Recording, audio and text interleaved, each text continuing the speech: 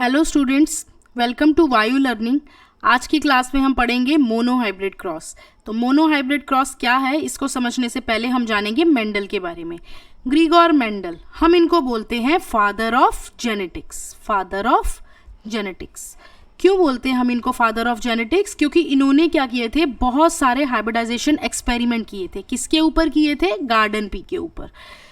तो garden pea को हम क्या, साइंटिफिक नेम क्या है गार्डन पी का? Pisum sativum. तो इन्होंने पाइसम सैटिवम के ऊपर 7 इयर्स तक जो थे वो बहुत सारे हाइब्रिडाइजेशन एक्सपेरिमेंट्स किए थे और फिर उसके बेसिस पे कुछ इन्होंने लॉज दिए थे।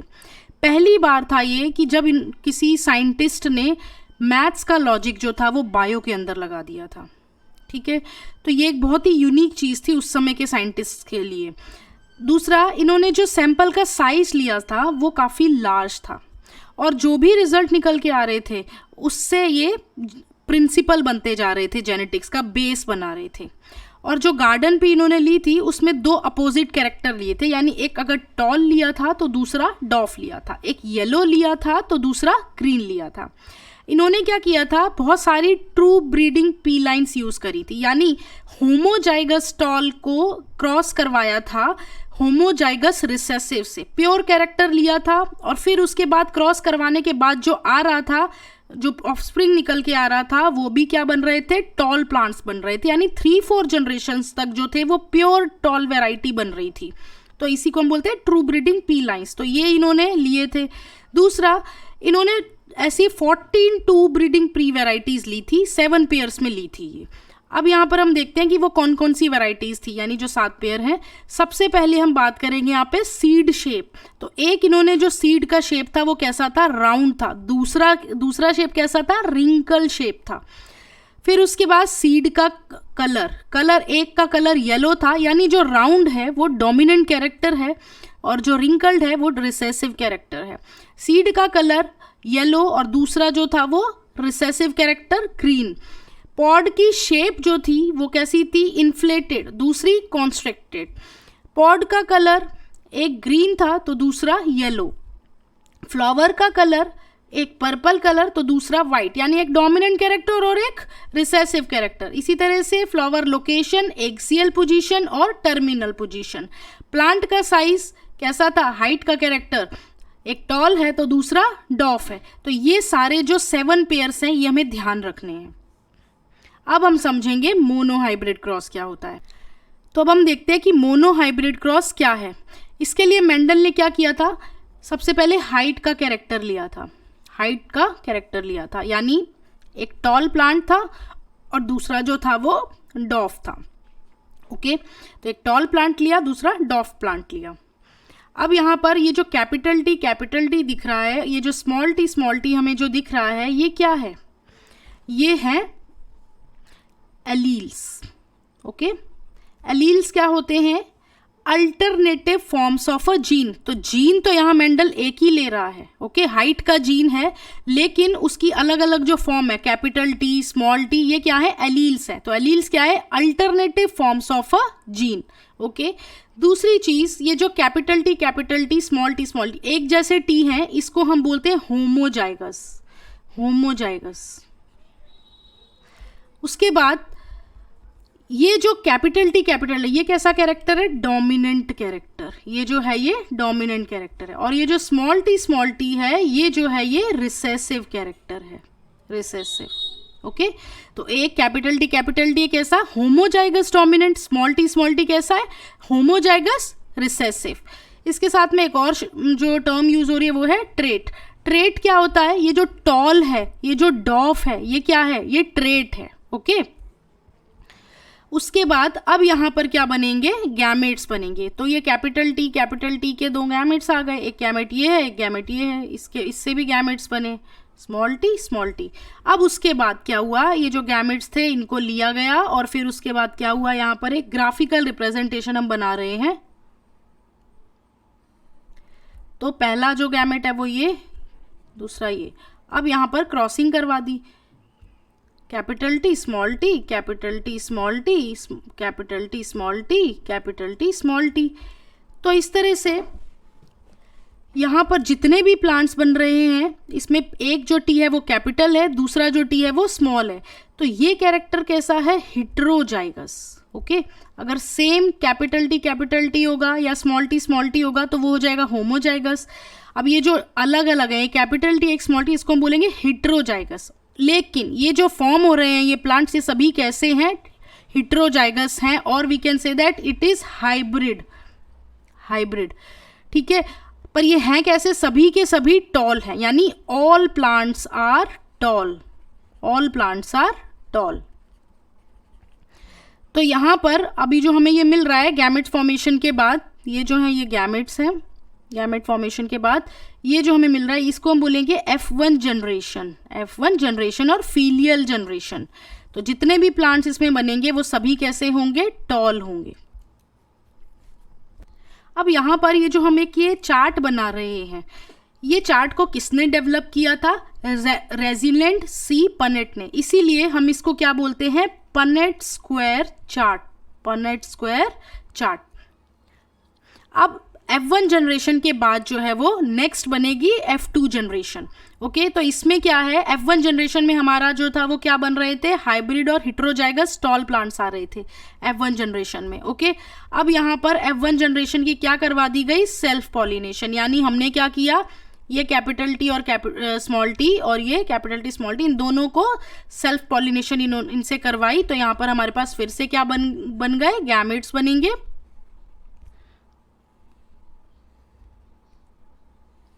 तो यहाँ पर हमारे पास गैमेट्स आएगा, पहला capital T small T, capital T small T.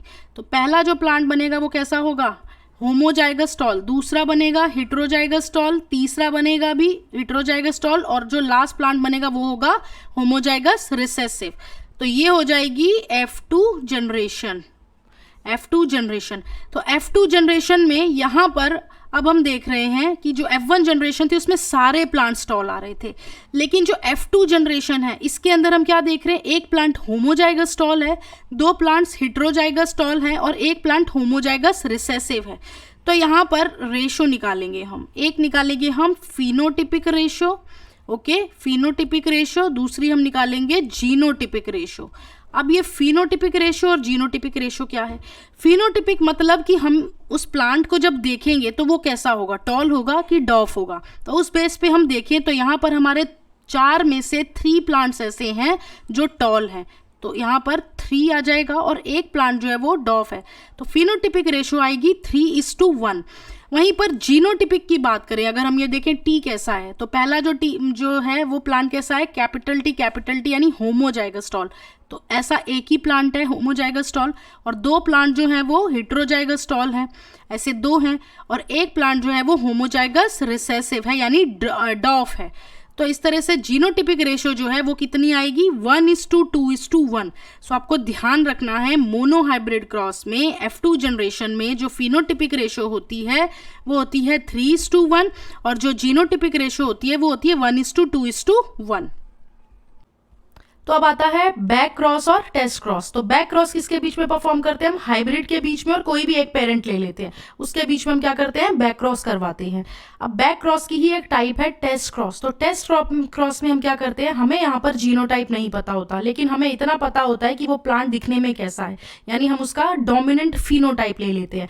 अब वो फिनोटाइप कैसा होगा, या तो होमोजाइगस टॉल होगा या फिर हेटेरोजाइगस टॉल होगा, और फिर उसको रिसेसिव पेरेंट से ही क्रॉस करवाते हैं। तो जब हम उसको रिसेसिव पेरेंट से क्रॉस करवाएंगे तो इस केस में होमोजाइगस टॉल और होमोजाइगस रिसेसिव का जब हम क्रॉस करवाएंगे तो हमारे पास सारे ही प्लांट्स कैसे आएंगे, टॉल आ जाएंगे। ठीक है, सारे प्लांट जो है वो टॉल आएंगे। ओके, तो इससे हमें पता चल जाएगा कि जो हमारा जीनोटाइप है वो कैसा है, होमोजाइगस टॉल। अब अगर हम यहाँ पर हेटेरोजाइगस टॉल लेते हैं, उसको जब हम रिसेसिव पेरेंट से क्रॉस करवाते हैं तो यहाँ पर हमारे पास कैसे केसेस आएंगे, पहला तो ये कॉम्बिनेशन बनेगा कैपिटल टी स्मॉल टी, दूसरा कॉम्बिनेशन ये बनेगा स्मॉल टी, तीसरा कॉम्बिनेशन बनेगा ये वाला कैपिटल टी स्मॉल टी, और चौथा कॉम्बिनेशन बनेगा ये वाला दैट इज स्मॉल टी। यानी यहाँ पर अगर हम देखें तो 50% टॉल आ रहे हैं और 50% जो है वो डॉफ आ रहे हैं, यानी यहाँ पर रेशो क्या आ जाएगी, 1:1 की रेशो आ जाएगी। तो इससे हमें यहाँ पर क्या पता लगेगा कि जब इस तरह का 1:1 रेशो आएगी कि जो हमारा जीनोटाइप है वो कैसा है, हेटेरोजाइगस टॉल है। जब हम एक ही एलिलिक पेयर कंसीडर करते हैं क्रॉस ब्रीडिंग के अंदर, यानी कि हमने क्या किया था, एक कैरेक्टर लिया था हाइट का, है ना, एक कैरेक्टर लिया था हाइट का मोनोहाइब्रिड क्रॉस में। ओके, तो हाइट का जब हमने कैरेक्टर लिया तो यहाँ पर हमें क्या मिला था, F1 generation hybrid heterozygous tall मिली थी। ओके, तो यानी जो हमारा एलिलिक पेयर है वो एक ही बना है। ओके, तो जब हम एक ही एलिलिक पेयर कंसीडर करते हैं, यानी फिर हमने इसकी सेल्फिंग करवाई एंड देन हमें क्या मिली, F2 जनरेशन। तो इस तरह से एक ही एलिलिक पेयर यहाँ पर हम कंसीडर कर रहे हैं इस क्रॉस ब्रीडिंग में। इस टाइप के क्रॉस को हम बोलते हैं मोनोहाइब्रिड क्रॉस। अब देखते हैं हमने और क्या क्या टर्म्स पढ़ी थी। ट्रेट क्या होता है, ट्रेट क्या है, टॉल और जो डाफ था, ओके, वो क्या था, ट्रेट था, यानी एक इनहेरिटेड कैरेक्टर और उस कैरेक्टर का एक डिटेक्टेबल जो वेरिएंट है उसको हम बोलेंगे ट्रेट। जीन क्या है, जीन को हम यूनिट फैक्टर भी बोलते हैं। क्या है ये, जो हमारा जेनेटिक मटेरियल है, डीएनए है, उसका एक फंक्शनल यूनिट है, और हम क्या बोलते हैं जीन को, एक डीएनए का सेगमेंट है। एलील्स क्या है, एक ही जीन की अलग अलग जो फॉर्म्स होती हैं उसको हम बोलते हैं एलील्स। डोमिनेंट फैक्टर और एलील क्या है, यानी जो कैपिटल टी है उसको हम क्या बोलते हैं, जो टॉल कैरेक्टर है वो क्या है, डोमिनेंट फैक्टर है, यानी या तो वो होमोजाइगस फॉर्म में होगा या फिर वो हेटेरोजाइगस फॉर्म में होगा। रिसेसिव कैरेक्टर वो कैरेक्टर है जो अपने आप को डोमिनेंट कैरेक्टर की प्रेजेंस में एक्सप्रेस नहीं कर पाता, जैसे स्मॉल टी था। ठीक है, इसके बाद हमने क्या देखा था कि होमोजाइगस क्या होते हैं, यानी जिसमें एक जैसे एलील्स प्रेजेंट होते हैं, जैसे कैपिटल टी या फिर स्मॉल टी। हेटेरोजाइगस क्या है, अगर दो डिफरेंट एलील्स प्रेजेंट है एक ही जीन के, जैसे capital T small T. Genotype क्या था, जेनेटिक कॉन्स्टिट्यूशन, जैसे कैपिटल टी स्मॉल टी और स्मॉल टी। फिनोटाइप क्या है, जो कैरेक्टर एक्सप्रेस कर रहा है, लाइक उसका कलर क्या है, उसकी फॉर्म कैसी है, उसका सेक्स कैसा है, ठीक है, फिजिकल अपीयरेंस को देख के हम क्या बता पा रहे हैं, ठीक है, तो उसको हम बोलेंगे फिनोटाइप। सो आज की क्लास में इतना ही रखते हैं। नेक्स्ट क्लास में हम पढ़ेंगे लॉज, मोनोहाइब्रिड क्रॉस से जो भी लॉज निकल रहे हैं वो हम डिस्कस करेंगे। Thank you for watching.